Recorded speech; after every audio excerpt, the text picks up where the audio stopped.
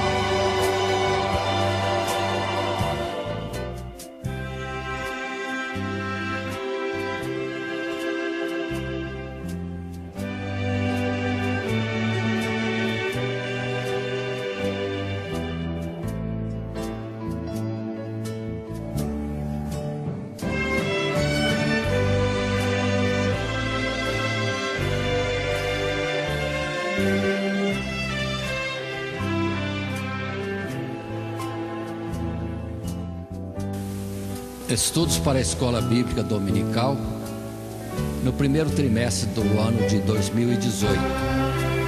Lições essas para as classes de jovens e adultos da Escola Bíblica Dominical. O nosso tema neste trimestre tem sido a Epístola ou Carta aos Hebreus.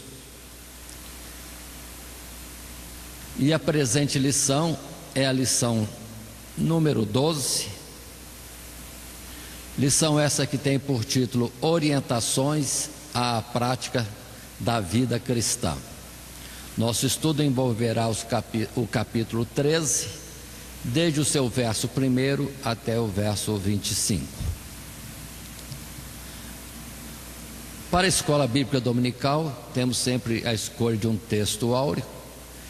Neste caso da presente lição, são os versos 20 e 21 deste capítulo 13 de Hebreus. Texto esse que diz para nós: Ora, o Deus de paz, que pelo sangue do concerto eterno tornou a trazer dos mortos a nosso Senhor Jesus Cristo, grande pastor das ovelhas, vos aperfeiçoe em toda a boa obra, para fazerdes a sua vontade, operando em vós o que perante Ele é agradável por Cristo Jesus, ao qual seja a glória para todo sempre. Amém. A nossa leitura bíblica de classe envolve os 6 primeiros versos, o verso 1 até o verso 6. E isto é para leitura junto à classe, conforme nosso procedimento padrão. Na sequência, apresentamos esboço para esta lição, lição número 12, Orientações à Prática da Vida Cristã. A nossa lição desenvolvida através de 3 tópicos. O primeiro, algumas características de um verdadeiro cristão, do verso 1 até o verso 6. Depois, em sequência, expressões da fé, submissão e obediência. E finalmente, Jesus Cristo, o nosso sumo pastor, envolvendo por último os versos 20 a 25. Assim, passando já ao nosso material de classe e dele retirando um resumo para a exposição assim de uma forma geral, nesta orientação que temos para os professores da Escola Bíblica Dominical, do material de classe tiramos essa introdução. Nesta última lição, veremos que a vida cristã tem características importantes que precisam ser evidenciadas em nosso cotidiano, principalmente no que diz respeito às relações interpessoais. O cristão deve atentar à prática do amor fraternal, à hospitalidade, ao cuidado com os aflitos, a honrar o matrimônio e fugir de toda imoralidade, além de sermos submissos e obedientes às orientações de nossos pastores. Ainda precisamos ter cuidado com a avareza. Firmados na obra de Cristo Jesus, conseguiremos evidenciar essas atitudes e práticas em nossa vida enquanto estamos a caminhar neste mundo tenebroso. Aí está a nossa lição, assim exposta nessa introdução. São orientações diversas que o escritor aos Hebreus coloca, orientações essas que ele diz exortações, que observe, nada é tão diferente do que a sequência do que estudamos antes no capítulo 12. Conforme cada um fizer a distribuição ou apresentação da carta aos Hebreus, poderá haver aí situações desta parte primeira do capítulo 13 ser sequência do capítulo 12 anterior. Mas para nós ficou desta forma. Vejamos outra vez, ou revendo, introdução, algumas características de um verdadeiro cristão, até o verso 6, e expressões da fé, submissão e obediência, versos 7 a 19, Jesus Cristo, nosso sumo pastor. Verso 20 a 25, concluindo depois a nossa lição, e também observemos hoje, encerrando o nosso trimestre. Passando então ao texto bíblico de estudo, nesta primeira parte, nesse primeiro tópico, algumas características de um verdadeiro cristão, nós temos para nós, dentro do texto bíblico, o que passamos a salientar, ler aqui agora. Permaneça a caridade fraternal. Não vos esqueçais da hospitalidade, porque por ela alguns, não o sabendo, hospedaram anjos. Lembrai-vos dos presos, como se estivesseis presos com eles, e dos maltratados, como sendo vós mesmos também no corpo. Venerado seja entre todos o matrimônio e o leito sem mácula. Porém, aos que se dão à prostituição e aos adúlteros, Deus os julgará. Sejam vossos costumes sem avareza, contentando-vos com o que tendes, porque ele disse: não te deixarei, nem te desampararei. E assim, com confiança, ousemos dizer: o Senhor é o meu ajudador, e não temerei o que me possa fazer o homem. Aí está o nosso texto inicial para o primeiro tópico da nossa lição, observando que vamos estar estudando, considerando algumas características que devem existir num verdadeiro cristão. No texto mesmo, temos aqui frisado, sublinhado as expressões do escritor: caridade fraternal, hospitalidade, lembrai-vos dos presos e dos maltratados, venerados seja entre todos o matrimônio, sejam vossos costumes sem avareza. Então observe que são exortações em continuidade ao capítulo 12 anterior, mas agora nessa nova lição, com o título Orientações à Prática da Vida Cristã, no estudo do texto do capítulo 13. Muito bem, passando então a nossa lição ao primeiro parágrafo desse tópico. Primeiro, algumas características de um verdadeiro cristão. Colocamos desta forma, nestas palavras: logo de início, os leitores são conclamados a não negligenciarem o amor fraternal. Permaneça o amor fraternal. Essa virtude é tão importante que representa a marca ou distintivo do verdadeiro discípulo. Sem o amor fraternal, de nada servem os dons ou a realização das boas obras. Muito bem, aí está a colocação de forma breve, direta, muito objetivamente, o autor da carta escrevendo dessa primeira forma: permaneça a caridade fraternal.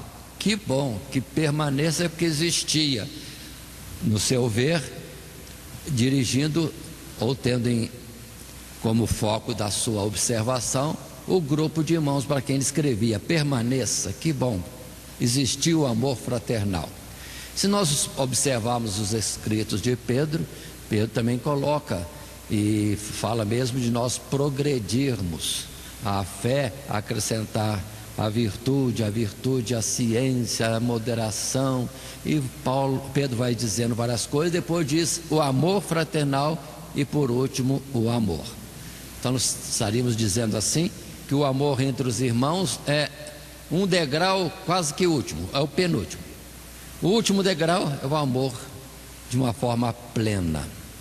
Então é importante o cuidado do amor entre os irmãos, o amor fraternal, não esqueçamos disso.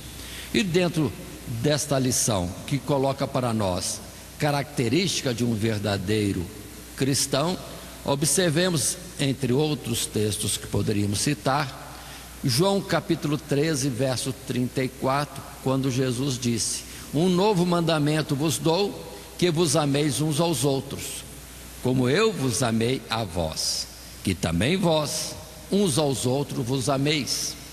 Amor fraternal entre os irmãos.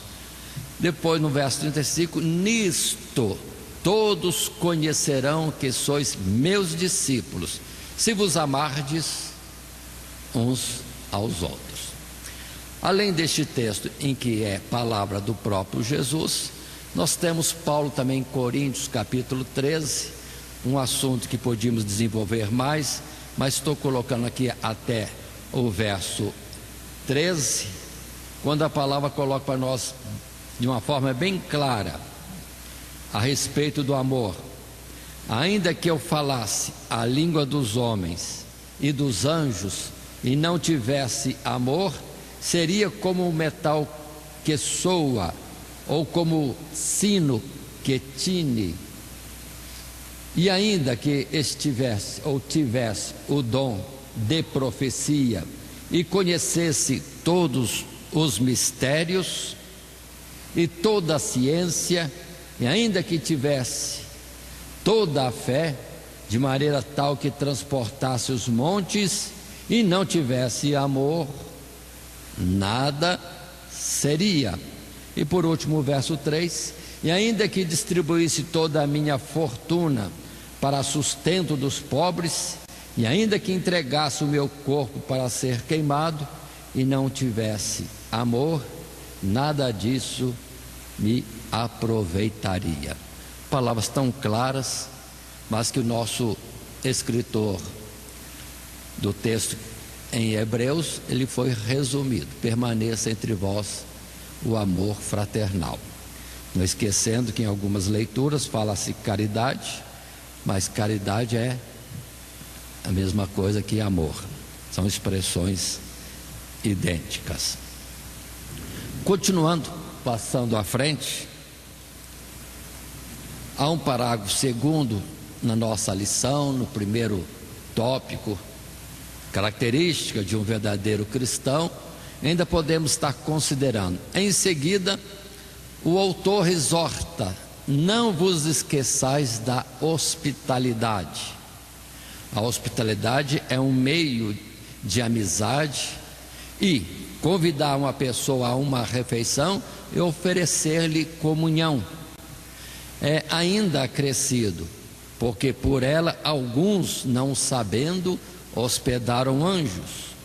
O escritor alerta sobre o cuidado com aqueles que estão em circunstâncias menos felizes, os presos e os maltratados. Esses geralmente estão fora da vista e são fáceis de serem esquecidos. Por isso a exortação: lembrai-vos dos presos.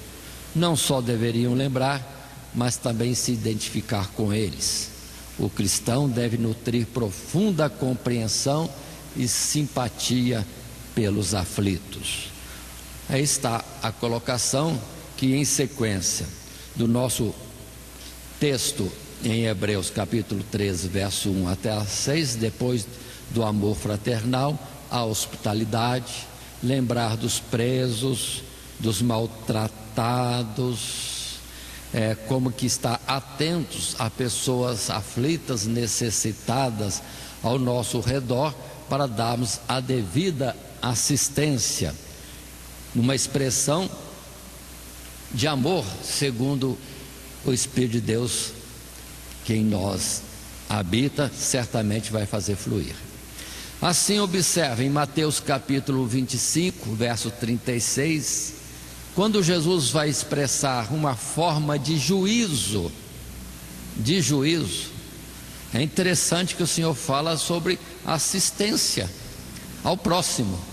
E lá entre as palavras está essa do verso 36: estava nu e vestiste-me, adoeci e visitaste-me, estive na prisão e fostes ver-me. Jesus não fez certo, fez errado. Ele expressa o quê? O amor para com o próximo, como a identificação daqueles que verdadeiramente amam a Deus. Ama a Deus? Então, se de fato ama a Deus, o Espírito de Deus envolve a pessoa, impulsiona a ter misericórdia de outros mais, nos leva a amar o nosso próximo. E nem fala irmão. Antes era amor fraternal, agora é o amor na sua plenitude, não fazendo separação de ninguém. E Romanos capítulo 12, verso 15, Paulo, ao escrever para esses irmãos em Roma, ele deixou: alegrai-vos com os que se alegram. Isso é muito bom, mas a palavra também diz: chorai com os que choram. Então não podemos esquecer essa parte. E no mundo que nós estamos vivendo hoje, em que a multidão de encarcerados é tremendamente absurda, irmãos, há aqueles que estão ali porque fizeram alguma coisa errada, mesmo assim são dignos de misericórdia, como que quem possa estar visitando, instruindo, orientando, confortando, incentivando a uma mudança de vida, de pensamentos, para uma época pós-prisão, ou mesmo na prisão, se entregarem ao Senhor Jesus e estar já participando da salvação. Agora, há pessoas injustas, ou penas injustas. Não vamos ser críticos do sistema judiciário, não é isso que estou falando, mas não há justiça plena no mundo. Assim, alguns podem estar ali incorretamente, por uma circunstância, ou até sendo inocentes, e a gente tem que estar clamando a Deus nesse sentido também, e ajudando essas pessoas, mas de uma forma ou de outra, amor ao próximo. Me faz lembrar, e coloquei aqui para nós estarmos considerando, a palavra que nós temos em Isaías capítulo 58, quando no tempo de Isaías, quantos milênios atrás, o povo preocupado buscava Isaías para tomar informação, ou questionavam a Deus, porque faziam tanta coisa para Deus e parecia que as coisas não melhoravam. No caso particular, jejum, nós jejuamos e parece que o Senhor não atenta para isso, e Deus vai corrigi-los, porque era um jejum mais interesseiro para eles mesmos do que uma humilhação, uma busca sincera de Deus, ou alguma outra forma de religiosidade, ou tira a religiosidade, de piedade, ou busca de Deus. Mas Deus corrigiu e deu para eles a orientação. Isaías 58, verso 6, está escrito: porventura não é este o jejum que escolhi? Que soltes as ligaduras da impiedade, que desfaças as ataduras do jugo, e que deixes livres os quebrantados, e que despedaces todo o jugo? Porventura não é também que repartas o teu pão com o faminto, e recolhas em casa os pobres desterrados? E vendo o nu, o cubras, e não te escondas daquele que é da tua carne? Então romperá a tua luz como a alva, e a tua cura apressadamente brotará, e a tua justiça irá à tua face, e a glória do Senhor será a tua retaguarda. Então clamarás, e o Senhor, Deus, te responderá. Gritarás, e Ele dirá: eis-me aqui. Acontecerá isso se tirares do meio de ti o jugo, o estender do dedo e o falar vaidade. E se abrires a tua alma ao faminto e fartares a alma aflita, então a tua luz nascerá nas trevas, e a tua escuridão será como o meio-dia. Que maravilha essas palavras que Deus falou ao povo dele, através do profeta Isaías. Clareia tudo. Tanto preocupação dos que os judeus israelitas tinham de ir buscar Deus em atitudes de religiosidade, e já estudamos essa lição em Hebreus. Numa religiosidade, num ritual constituído pelo próprio Deus, mas estava se desviando. Em quê? Falta de atenção com o seu próximo. Aí Deus fala: faz isso primeiro, aí será uma maravilha. As tuas trevas serão como o meio-dia. Olha que coisa tremenda, como é importante, mas o amor, né, fraternal, e agora o amor ao próximo. Coisa tremenda como Deus valoriza isso. Mas não bastou esta palavra. Temos em Zacarias capítulo 7, verso 9 e 10, de forma resumida coloco: passaram-se anos, como passaram anos, talvez 200 e poucos anos. De novo estão os israelitas após o cativeiro em Babilônia, voltando ao profeta, agora Zacarias, e perguntando: jejum. De novo. E Deus fala a mesma coisa. Olha, já me perguntaram, minhas palavras, já me perguntaram isso antes, e eu já dei a instrução. Isaías 58. Mas não ouviram.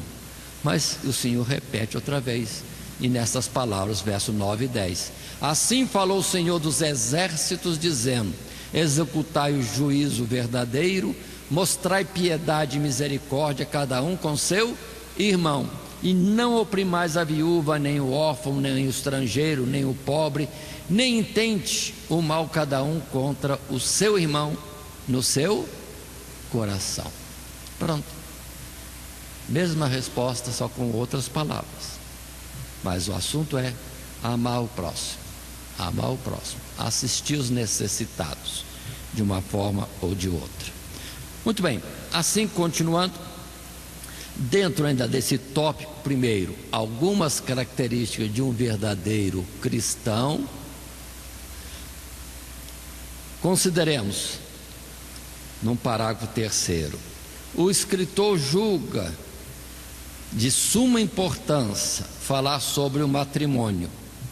Em todos os tempos, essa exortação é de suma importância, devido à sua desvalorização e intenso questionamento neste mundo permissivo. O casamento deve ser honrado, venerado seja entre todos o matrimônio e o leito sem mácula. denota o elevado grau de respeito e consideração que todos devem ter para com o matrimônio. Muitos desprezam o casamento para viverem uma vida desregrada, dissoluta e descomprometida. A vida cristã exige compromisso sério, não apenas com Deus e a igreja, mas também com a sociedade e a família, e esta última começa com o nosso cônjuge. Então observem, venerado seja entre todos o matrimônio. O matrimônio, então, com muito cuidado, com toda a pureza, segundo as Escrituras, que Paulo também fala, escrevendo a Timóteo e também aos Coríntios. Sempre preocupou-se Paulo com o casamento, o matrimônio, trazendo instruções longas sobre isso. Agora observem, neste mundo que nós estamos vivendo hoje, em que o sistema do mundo está procurando alterar tudo, todos os padrões para matrimônio, sexualidade e etc., de uma forma terrível, perniciosa, corrupta, imoral e desnatural. Como é importante essa palavra.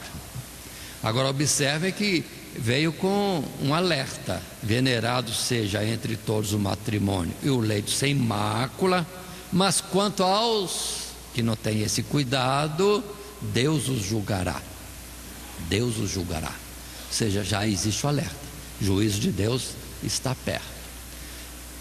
Lembrei-me agora, por exemplo, no tempo lá de Abraão,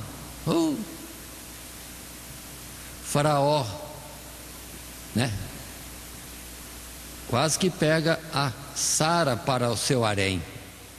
Mas já veio o dedo de Deus, e todo mundo lá no Egito percebeu, tem alguma coisa errada, e procura-se, já se encontra. O faraó está buscando, colocando no seu harém alguém que é esposa de um outro, e o faraó, preocupado, rapidamente dá a solução: tira fora logo. Tira fora logo. Mais um pouco, outro filisteu também já quer colocar Sara também no seu harém. Aí Deus fala com ele de noite, né? És um homem morto, porque tomaste mulher casada. Pronto, o rei no sonho ficou apavorado: mas senhor, não sei de quê, como? Em pureza do coração peguei a mulher e levei para o harém, mas nada aconteceu. Deus falou: eu te livrei. Eu te livrei porque não conhecia, mas devolve a mulher por seu marido. Pronto. Coisas tremendas, irmãos. Antigamente tinha-se pavor de intrometer no casamento. Hoje é o contrário, a pessoa provoca a destruição de lares. É como afrontar Deus, uma coisa tão séria. E Deus já tem falado sempre que o juízo está à porta. Em outro lugar, ele diz em Zacarias que ele seria como um juízo rápido, seria ligeiro no seu juízo. Se irmãos atentarem por aí, vão ver que isso acontece. Procura lá no fundo o que está acontecendo. Julgamento de Deus já para algumas falta de respeito na vida matrimonial, que no mundo hoje está uma vergonha. Mas vamos em frente na palavra de Deus, vendo alguns versos. No caso, coloquei aqui 1 Coríntios 6, 18 e 20, quando a palavra diz em Coríntios 6, 18 até o verso 20: fugir da prostituição. Todo pecado que o homem comete é fora do corpo, mas o que se prostitui peca contra o seu próprio corpo. Ou não sabeis que o nosso corpo é o templo do Espírito Santo, que habita em vós, proveniente de Deus, e que não sois de vós mesmos? 20. Porque fostes comprados por bom preço. Glorificai, pois, a Deus no vosso corpo e no vosso espírito, os quais pertencem a Deus. Olha como Paulo fala de forma tão séria. Somos templo do Espírito Santo, morada de Deus, e iríamos juntar, fazer um mesmo corpo do templo de Deus com algo impuro, é profanar as coisas de Deus. Em Gálatas capítulo 19, quando se fala de frutos do Espírito e frutos da carne, tem um alerta, porque as obras da carne são manifestas, as quais são prostituição, impureza, lascívia e etc. Portanto, todo esse tópico primeiro que nós estamos vendo são esses cuidados, conforme já temos exposto: hospitalidade, amor fraternal, hospitalidade, amor aos aflitos, necessitados, e agora o matrimônio. No tempo de Jesus, o pessoal tinha dúvida do matrimônio, para perguntar a Jesus, e Jesus deu a resposta aqui, explicando sobre o casamento, que os apóstolos ficaram atordoados e disseram: se é assim a condição do homem no casamento, é melhor não casar. Eles entenderam a seriedade. Pelo que me aflige muitas vezes jovens casando, parece que sem entendimento, parece que é um passo qualquer que dão na vida, que depois, se não der certo, não deu certo. E não é assim. É algo muito sério, é algo, vamos dizer, de muita responsabilidade.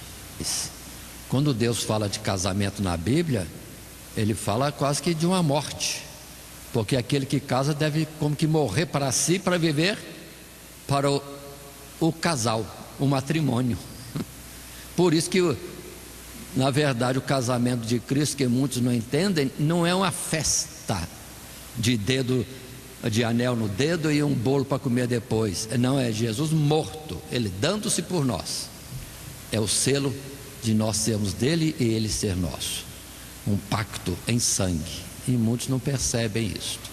Mas continuemos, passando a um parágrafo quarto, na nossa lição, no primeiro tópico ainda: algumas características do verdadeiro cristão. Resumimos do material de classe ao dizer: outro perigo que ameaçava a comunidade cristã era o materialismo, aqui evidenciado pela avareza. Cuidado, o amor ao dinheiro é a raiz de todos os males. A exortação é acrescida: contentando-vos com o que tendes. Devemos lembrar das promessas de Deus: não te deixarei, nem te desampararei. E com plena confiança ousemos dizer: o Senhor é o meu ajudador, e não temerei o que me possa fazer o homem. A necessidade de ter sempre mais é resultado do medo de passar privações, é falta de fé. Se a palavra constantemente diz, né? E temos o Salmo 23, que muitos gostam de recitar: o Senhor é meu pastor, nada me faltará. Então, atentemos a isso. E Jesus falou no Sermão do Monte: não estejais inquietos, que comeremos, que beberemos, com que nos vestiremos. Quanta aflição! Mas precisamos, conforme a palavra, contentar-nos com o que temos. Não é ter o dinheiro, vamos estar atentos a isso. Tem gente que pensa que é ser rico. Não é questão de ser rico, é ser apegado ao dinheiro. Esse amor ao dinheiro, essa avareza, essa mesquinhez, ou esta segurança nas coisas que possui, e não naquele que sustenta a nossa vida, que é o próprio Deus. Então observem que, se para um pretendente ao reino dos céus Jesus diz: falta-te uma coisa, vai, vende tudo quanto tens e dá aos pobres, Jesus pediu só para esse isso. É a única palavra para um homem. Por quê? Porque o que atrapalhava era o amor ao dinheiro, amor às suas propriedades, saiu entristecido. Mas vamos ver o Zaqueu. Jesus não pediu nada, ele falou: vou dar metade dos meus bens. Nem falou dar tudo, vou dar metade. Ele podia dizer: vou dar a 10ª, o dízimo. O Senhor não está cobrando nada, Ele daria do que o coração dele quisesse. Jesus não pediu nada. Vamos ver Salomão. Como que foi Salomão? Pede-me, foi a pergunta de Deus, ou a proposta de Deus: o que queres que eu te dê? Ele: sabedoria. Deus: tá bom, pedi certo. Vou te dar sabedoria, mas também vou te dar a riqueza. Não foi a riqueza que atrapalhou Salomão, não foi. Não foi. Assim, irmãos, vamos entender. Quem dera, até oremos, para que entre nós haja muitos ricos, e sejam ricos sábios, que venham saber a trabalhar, administrar o seu dinheiro, porque é Deus que reparte. E a palavra de Salomão também está escrito, na sabedoria dele, ele percebeu: o que tem muito não come do que tem. E os que trabalham na sua casa são os que desfrutam da sua riqueza, porque quanto mais rico ele é, mais empregados ele vai ter, mais firmas vai abrir, mais empregos. Oh, que maravilha! E o sistema do mundo é contrário a essas coisas que Deus colocou, que é repartir, empobrecer o povo para o governo ficar forte, quando na verdade eles não sabem administrar, mas Deus sabe administrar. Por isso, vamos entender esse particular. Vamos orar pelos ricos, que sejam mais ricos, mas que tenham sabedoria para administrar a riqueza. Perdoe falar assim, mas é um comentário particular meu. Eu acho que é um absurdo o lucro que tem o sistema financeiro do mundo. Os bancos ganham absurdos em montante financeiro e não produzem nada, é só especulação. Os seus bilhões são um montante de notas, dinheiro, papel. Mas e o lavrador que põe a comida na mesa do que é rico? Pois é, injustiça. Um ganha demais fazendo nada, não produzindo nada, e o outro que produz as duras penas. Portanto, o mundo é injusto, né? O mundo jaz no maligno. Uma consideração particular somente. Continuemos e vamos à frente. Ainda podemos dizer: a cobiça é, pois, na realidade, desconfiança de Deus e na sua providência. Outro lado, é falta de fé. Textos bíblicos naturalmente existem para nos falar sobre isto. Quando nós temos em 1 Timóteo capítulo 6, versos 7 e 8, a palavra que diz: porque nada trouxemos para este mundo, e manifesto é que nada podemos levar dele, tendo porém sustento e com que nos cobrirmos, estejamos por isso contentes. O que é necessário, segundo a expressão de Paulo para Timóteo? Ter o que comer e o que vestir. Tem isso? Dê por satisfeito. Os pássaros são assim, os animais são assim, os peixes são assim. E mesmo assim, porque Deus provê cada dia o sustento e lhes dá uma cobertura invejável que homem nenhum tem. Portanto, é questão de fé e de entender, perceber a mão de Deus sobre tudo aquilo que Ele fez, e o homem sempre questionando, sempre inquieto, sempre insatisfeito, sempre se mostrando inseguro, e Deus lamentando: vinde a mim e achareis descanso para vossas almas. Continuando em Filipenses capítulo 4, verso 11, Paulo, numa experiência, falou para os irmãos sobre isto: não digo isto como por necessidade, porque já aprendi a contentar-me com o que tenho. Sei estar abatido, e sei também ter abundância.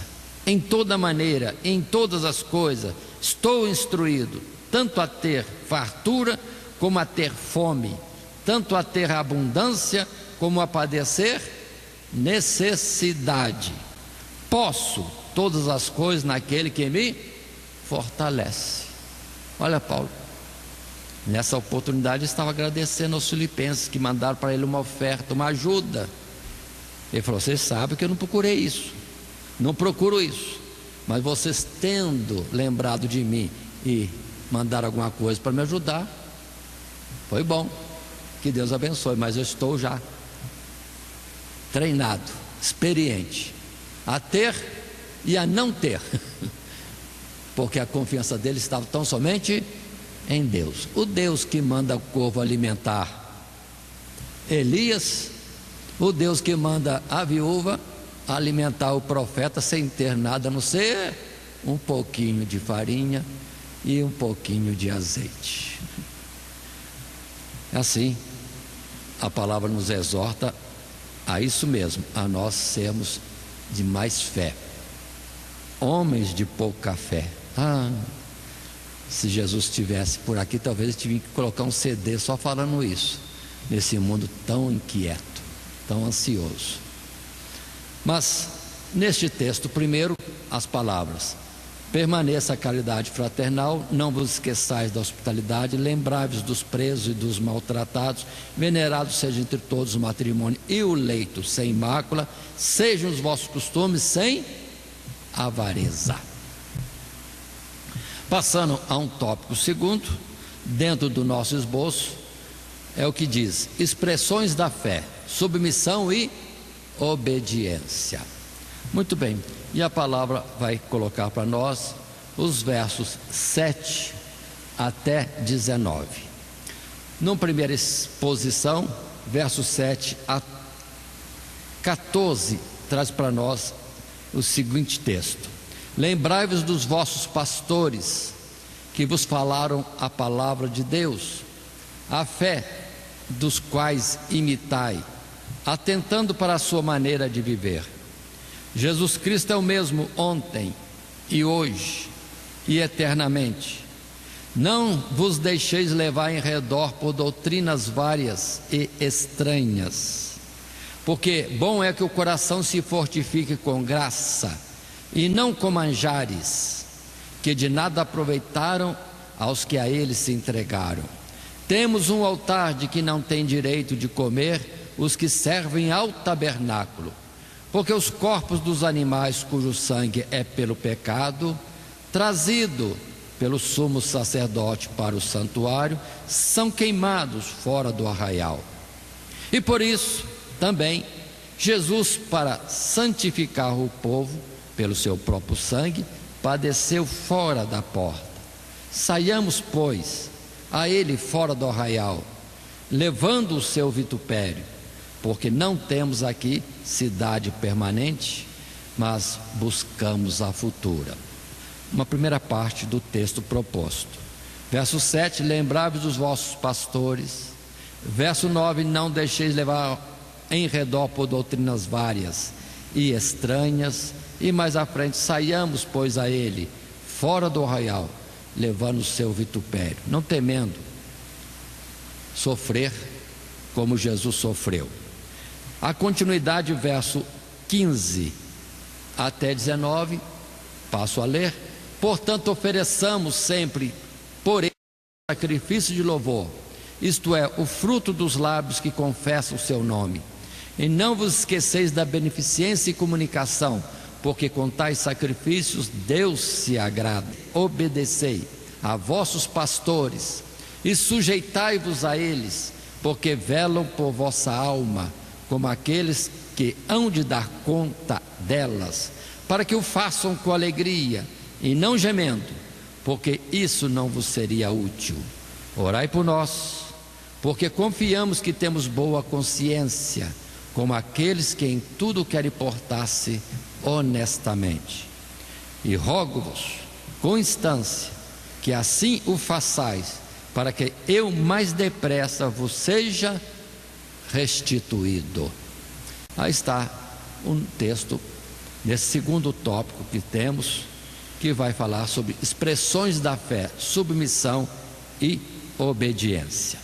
Assim sendo, nesse tópico 2, no primeiro parágrafo, vejamos, assim colocamos, extraindo algo do material de classe. A expressão de nossa fé é evidenciada também através da submissão e obediência aos nossos pastores. Somos aconselhados a lembrar daqueles que nos falaram a palavra de Deus e imitar a fé e o seu modo de vida. Eles servem de exemplos de integridade, piedade, amor a Deus e impulsionam outros homens a terem fé. Daí a grande responsabilidade do verdadeiro pastor. Porém, nada valerá a lembrança e a atenção dadas aos pastores se não forem acompanhadas pela obediência aos mesmos. A maior alegria de um pastor é ver que aqueles aos quais conduz estão firmados no caminho cristão. Aí está a expressão bem clara na palavra de Deus, nesse verso 7, quando coloca para nós desta forma: para nós atentarmos aos pastores, aos líderes, mas observem, aqueles que trazem a palavra de Deus. Hoje em dia precisamos estar muito atentos, porque há pastores que cobram isto do rebanho, na verdade como uma cobrança unilateral, e ele mesmo às vezes não está nada preocupado com as ovelhas. É mais no sentido, como a palavra mesmo diz, pastores que apacentam-se a si mesmo e usam a palavra para intimar os fiéis, as ovelhas, a cuidarem deles. Mas a palavra aqui é aqueles que trazem a palavra de Deus, cuja fé e exemplo nas coisas de Deus precisam ser imitados. E o verso 17 vai dizer: obedecidos também, ou como aqueles que dão a instrução, a qual devemos acompanhar. Então observem esse particular, não é cegamente. Muitas pessoas idolatram um líder e nem consideram a vida dele como é, e nem observam se a palavra que ele traz é de fato a palavra de Deus. Não vamos ser ingênuos, mas uma vez vendo que há de fato essa preocupação de apacentar, no cuidado de apresentar a Deus, e por isso ter que dar conta, aí vamos tomar cuidado. Estamos vendo hoje que terror está o mundo, e esse ambiente religioso, com tantas instituições religiosas multiplicando-se ainda, com pastores e mais pastores sendo levantados, formando igrejas. Depois a gente vai ver o grupo, que testemunho de cristianismo existe ali? Coisa alguma, mas somente são, pelo jeito, se assim são, mercenários. Estão ajuntando o grupo para terem proveito desse grupo, às vezes financeiramente, às vezes politicamente e etc. Mas que Deus tenha misericórdia e que nós tenhamos líderes que sejam da parte de Deus. Continuando dentro disso, coloquei somente um verso, o verso 4 da carta de João, terceira carta de João, quando ele expressa uma alegria. Qual é a alegria dele? Não tenho maior gozo do que este, o de ouvir que os meus filhos andam na verdade. Não está falando dos filhos da carne, está falando dos filhos da fé, aqueles que ele cuidou como evangelista ou como pastor, e ele estando fora está tendo a informação de que andam na verdade ainda, tem guardado a verdade. Portanto, é que Jesus disse também, né? Que aqueles que o amam guardam os seus mandamentos. Ele é o bom pastor, e as ovelhas devem reconhecer a sua voz e segui-lo. Passando ainda a um parágrafo segundo nesta lição, orientações à prática da vida cristã, e no tópico 2, expressões da fé, submissão e obediência, ainda lemos o seguinte texto. Em seguida, o escritor declara: Jesus Cristo é o mesmo ontem, hoje e eternamente. Isso mostra o caráter eterno e imutável do sumo sacerdote da nova aliança. Por isso, os destinatários deveriam estar alerta: não vos deixeis levar em redor por doutrinas várias e estranhas. A suficiência para a salvação dos homens está única e exclusivamente em Jesus Cristo, e é pela graça que somos salvos. Pedro afirmou: não foi com coisas corruptíveis como prata ou ouro que foste resgatado da vossa vã maneira de viver, que por tradição recebeste os vossos pais, mas com o precioso sangue de Cristo, como de um cordeiro imaculado e incontaminado. O escritor ainda esclarece que Jesus sofreu do lado de fora da porta, para com seu sangue santificar o povo. E tendo Cristo como exemplo, os cristãos devem suportar a mesma humilhação que seu mestre. Ou seja, fomos chamados não somente para sermos glorificados com Cristo, mas também padecermos por Ele, ou como Ele padeceu. E muita gente vem para o Evangelho pensando só na glória. Sim, vai ter glória, e muita glória. A recompensa é muito grande, mas no seu tempo. Agora, às vezes, é necessário a luta, a perseverança, a humilhação, sofrer perseguições, injustiças, etc, etc, etc. Mas mantenha a fé. No final, a recompensa é grandiosíssima. Muito bem. Assim colocado, lembremos das palavras que temos em Malaquias 3:6, quando o Senhor diz: porque eu, o Senhor, não mudo, por isso vós, ó filho de Jacó, não sois consumidos. Nunca haverá de Deus uma expressão essa: eu falei, mas não quero cumprir isso.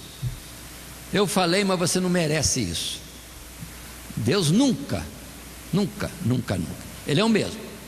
Uma vez Ele tendo dito, Ele cumpre. E se tem uma tão grande promessa, com juramento, estudamos no livro de Hebreus, de Deus está agindo em nosso favor para nos salvar, por que esmorecer na fé? Precisamos ter fé, e a palavra já disse, paciência. Em Tiago capítulo 1, verso 17 ainda: toda boa dádiva e todo dom perfeito vem do alto, descendo do Pai das luzes, em quem não há mudança nem sombra de variação. Ou seja, Deus é imutável, mais do que os medos e persas, cuja lei não se muda. Deus é mais ainda do que medos e persas.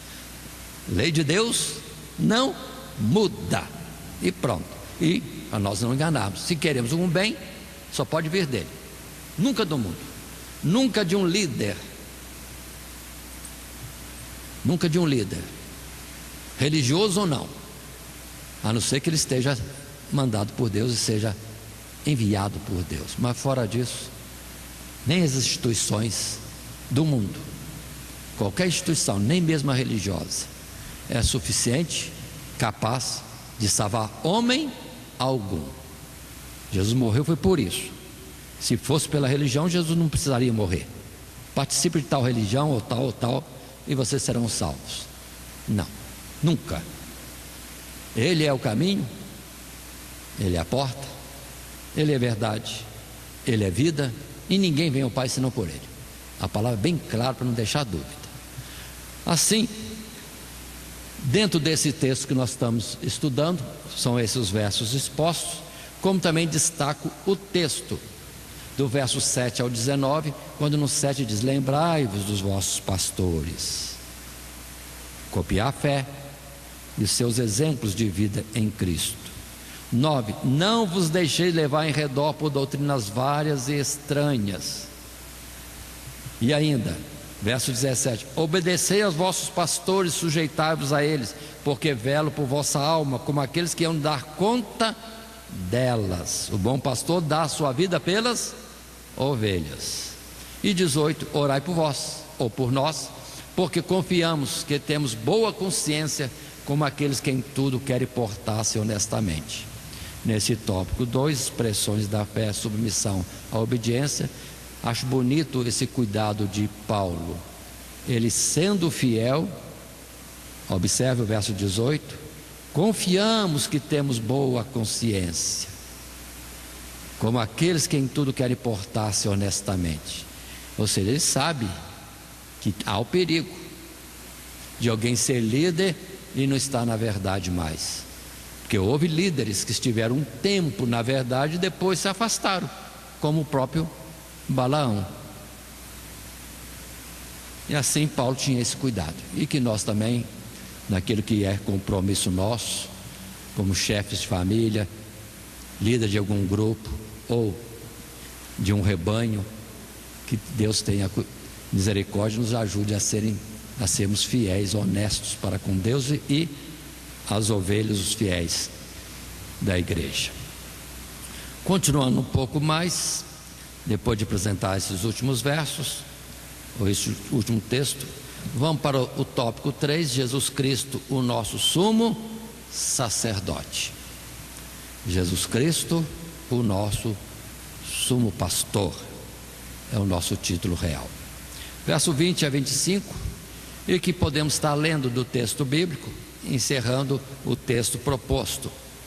Ora, o Deus de paz, que pelo sangue do concerto eterno tornou a trazer dos mortos a nosso Senhor Jesus Cristo, grande pastor das ovelhas, vos aperfeiçoe em toda boa obra, para fazerdes a sua vontade, operando em vós o que perante Ele é agradável, por Cristo Jesus, ao qual seja glória para todos sempre. Amém. Rogo-vos, porém, irmãos, que suporteis a palavra desta exortação, porque abreviadamente vos escrevi. Sabei que já está solto o irmão Timóteo, com o qual, se vier depressa, vos verei. Saudai todos os vossos chefes e todos os santos. Os da Itália vos saúdam. A graça seja com todos vós. Amém. Aí está o texto, e que nós estaríamos destacando: o Deus de paz, que tornou a trazer dos mortos a nosso Senhor Jesus Cristo, vos aperfeiçoe, verso 21, em toda boa obra. Outras considerações mais neste texto fizemos quando da introdução do nosso assunto na carta aos Hebreus. Assim, passando a um primeiro parágrafo desse tópico terceiro, Jesus Cristo, o nosso sumo pastor, ou o grande pastor das ovelhas, conforme a expressão do escritor, podemos estar vendo do material de classe o que se diz. A carta aos Hebreus encerra com uma oração que traz uma imagem perfeita de Deus. Deus é o Deus de paz. Só Deus pode colocar o homem numa devida relação consigo mesmo e com o próximo. Só Deus, o Deus de paz, pode nos dar a paz conosco mesmos, com os demais e com Ele. Deus também é o Deus da vida, pois foi Ele quem tornou a trazer dos mortos a nosso Senhor Jesus Cristo. O amor e o poder de Deus é o que pode dar ao homem paz na vida e triunfo na morte. Jesus morreu para obedecer à vontade divina, e a mesma vontade de Deus o ressuscitou da morte. Deus jamais nos atribui uma tarefa sem nos dar o poder de realizá-la. Jamais nos pede que levemos a cabo uma tarefa só com os nossos recursos. Aí está a nossa lição nesse terceiro tópico. Jesus, o grande pastor, o nosso sumo pastor. E a apresentação do autor é um Deus de paz. Quando muitos num passado ensinavam um Deus de terror, e aqui volta ao Deus de paz. Deus que ama o mundo de tal maneira, e que também já demonstrou o seu poder, ressuscitando Jesus de entre os mortos. Ou seja, o processo de nossa restauração espiritual e depois resgate para a vida eterna custou a morte de Jesus. Mas assim como na vontade de Deus foi necessário que Jesus morresse, no mesmo poder e vontade de Deus, Deus o ressuscitou. E sobre nós, as mesmas coisas estão colocadas. Deus tem uma vontade sobre nós. Qual é? Será que é igual a Jesus?